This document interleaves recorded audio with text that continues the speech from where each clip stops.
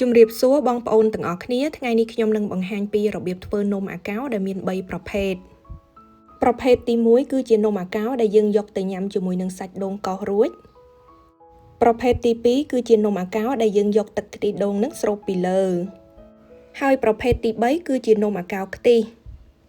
នៅក្នុងវីដេអូនេះផងដែរខ្ញុំនឹងបន្ថែមព័ត៌មានថាតើហេតុអ្វីបានជានំអាកោមួយនេះវាអត់ឡើងដូចជានំអាកោផ្សេងអញ្ចឹងចាំតាមដានមើលទាំងអស់គ្នា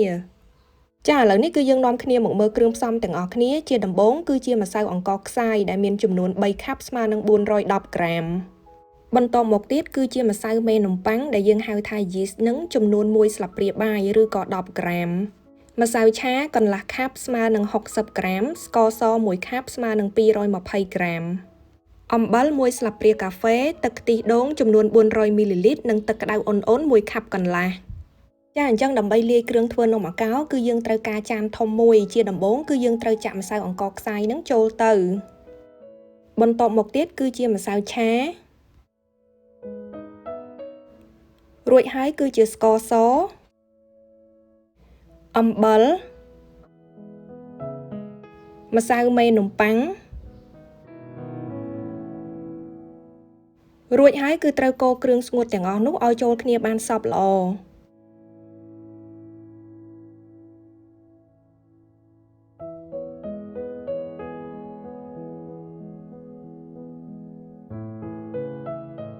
បន្ទាប់មកទៀតគឺយើងត្រូវយកខ្ទិះដូងនឹងចាក់ចូលម្ដងបន្តិច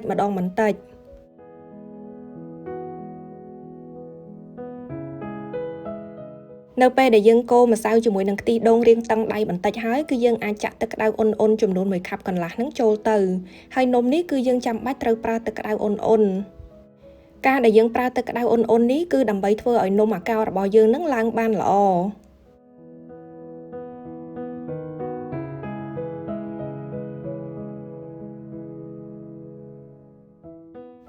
នៅពេលដែលយើងចាក់ទឹករួចហើយគឺបងប្អូនត្រូវកូរគ្រឿងផ្សំទាំងអស់ហ្នឹងឲ្យវាคล้ายទៅជាល្បាយរាវ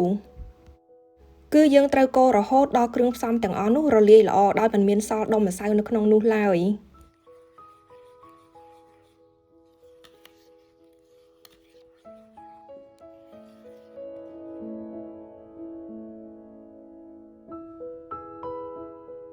ចាឥឡូវនេះម្សៅផុនយើងគឺបានរលាយល្អហើយនៅក្នុងទឹកជាមួយនឹងទឹកខ្ទិះដូងហ្នឹងបន្ទាប់មកទៀតគឺយើងត្រូវយកថង់ផ្លាស្ទិកឬមួយក៏គម្របអ្វីក៏បានដែរដើម្បីផ្អាប់ម្សៅនេះទុករយៈពេល2ម៉ោងហើយត្រូវដាក់វានៅកន្លែងដែលក្តៅអ៊ុន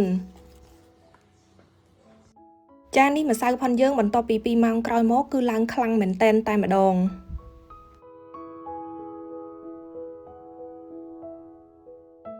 បន្ទាប់ពីយើងបើកគម្របរួចហើយគឺយើងត្រូវកូរម្សៅនេះឡើងវិញរហូតដល់វានឹងអស់ពពុះ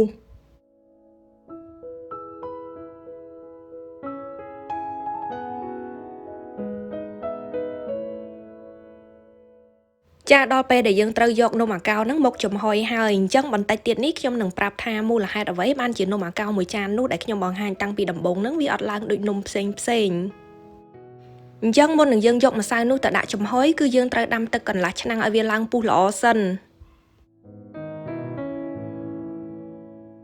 កំឡុងពេលដែលទឹកអត់ទាន់ពុះគឺយើងអាចមកត្រៀមម្សៅចាក់ចូលទៅក្នុងកូនចានឲ្យហើយអញ្ចឹងនេះគឺជានំអាកោដែលត្រូវយកទៅញ៉ាំជាមួយនឹងសាច់ដូងកោស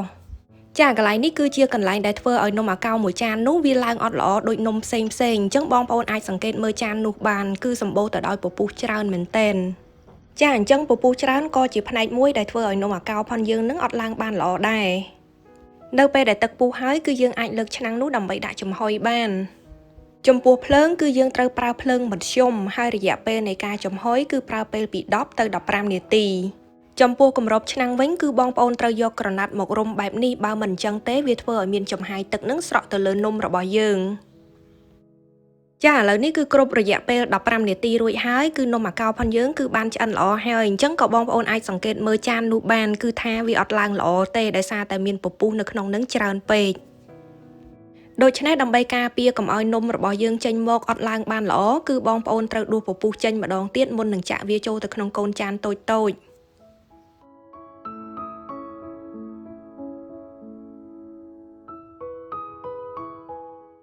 នៅពេលដែលយើងដួសពពុះចេញអស់ហើយគឺបងប្អូនត្រូវកូរម្សៅឡើងវិញបែបនេះមុននឹងយើងចាក់ចូលទៅក្នុងកូនចានតូចៗនោះយកទៅដាក់ចំហុយចំពោះនំអាកោដែលយើងត្រូវយកទៅញ៉ាំជាមួយនឹងសាច់ដូងកោសហ្នឹងគឺយើងអាចចាក់ម្សៅពេញកូនពែងបែបនេះបានរួចហើយគឺយើងត្រូវដាក់វាចំហុយរយៈពេល15នាទីដូចគ្នា15នាទីក្រោយមកនំអាកោផុនយើងគឺបានឆ្អិនហើយនំក៏ឡើងបានល្អទៀតមុននឹងយើងអាចឆ្កឹះនំនោះចេញពីកូនពែងបានគឺយើងត្រូវទុកពែងនោះឲ្យវាឡើងត្រជាក់ល្អសិនបន្ទាប់មកចាំយើងយកកូនឈើឬមួយក៏ជាកាំបិតស្រួយក៏បានដែរមកឆ្កឹះវាចេញមក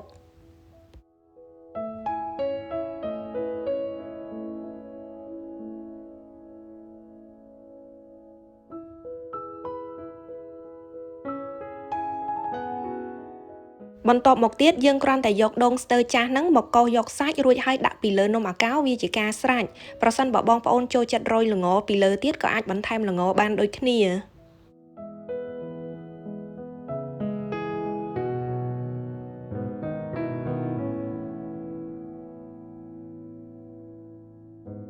នំអាកោសម្រាប់ញ៉ាំជាមួយនឹងសាច់ដូងកោសគឺបានរួចរាល់ហើយឥឡូវនេះគឺយើងនាំគ្នាមកធ្វើនំអាកោខ្ទិះវិញម្ដងជាដំបូងគឺយើងត្រូវលាយទឹកខ្ទិះជាមុនសិនទឹកខ្ទិះដូងនេះគឺខ្ញុំប្រើចំនួន200មីលីលីត្ររួចហើយគឺត្រូវដាក់អំបិលចំនួន1/4ស្លាបព្រាកាហ្វេស្ករស1ស្លាបព្រាបាយនិងម្សៅឆាចំនួន1ស្លាបព្រាបាយដូចគ្នារួចត្រូវកូរគ្រឿងផ្សំទាំងអស់នោះឲ្យរលាយល្អនៅក្នុងទឹកខ្ទិះដូងនោះបន្ទាប់មកទៀតគឺយើងត្រូវយកម្សៅនំអាកោដដែលហ្នឹងមកចាក់ចូលទៅក្នុងកូនចានតែ 70% នៃចានទៅបានហើយចំពោះនំអាកោខ្ទិះនេះគឺយើងដាក់វាចំហុយរយៈពេលតែ10នាទីទេគ្រប់10នាទីហើយគឺបងប្អូនត្រូវបើកគម្របរួចហើយគឺយើងត្រូវយកទឹកខ្ទិះដូងដែលយើងបានលាយអំបាញ់មិញហ្នឹងចាក់ពីលើហើយត្រូវដាក់វាចំហុយម្ដងទៀតរយៈពេល5នាទីបន្ថែមទៀត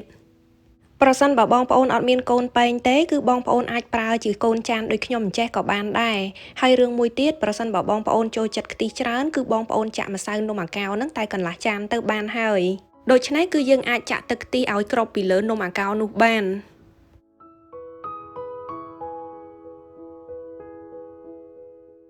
ចាឥឡូវនេះគឺនំអាកោខ្ទិះផុនយើងបានឆ្អិនរួចរាល់មួយមុខទៀតហើយចាឥឡូវនេះគឺយើងនាំគ្នាមកធ្វើនំអាកោប្រភេទទី3វិញម្ដងគឺយើងត្រូវយកទឹកខ្ទិះដូងនោះមកស្រូបពីលើនំអាកោវិញដូច្នេះគឺយើងត្រូវចម្អិនទឹកខ្ទិះដូងនឹងដាច់ដោយឡែកនៅក្នុងនេះគឺខ្ញុំប្រើខ្ទិះដូងចំនួន400មីលីលីត្រស្ករស1ស្លាបព្រាបាយអំបិលកន្លះស្លាបព្រាកាហ្វេម្សៅឆា1ស្លាបព្រាបាយរួចហើយគឺត្រូវកូរគ្រឿងផ្សំទាំងអស់នោះឲ្យរលាយចូលគ្នាបានល្អ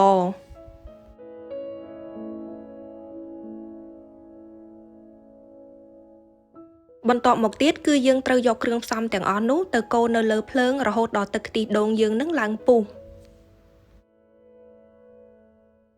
ចំពោះនំអាកោប្រភេទទី3នេះយើងគ្រាន់តែយកទឹកខ្ទិះដែលយើងទើបតែចម្អិនរួចអំបាញ់មិញហ្នឹងមកស្រូបពីលើអាកោវាជាការស្រេច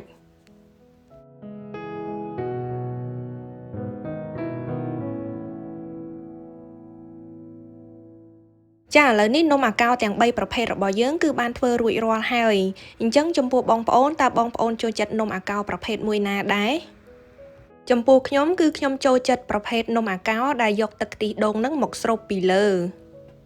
អញ្ចឹងក៏សូមអរគុណទុកជាមុនសម្រាប់ការឆ្លើយតបត្រឡប់មកវិញហើយក៏សូមអរគុណម្ដងទៀតចំពោះការមើលវីដេអូមួយនេះហើយចាំជួបគ្នានៅក្នុងវីដេអូបន្តទៀតជម្រាបលា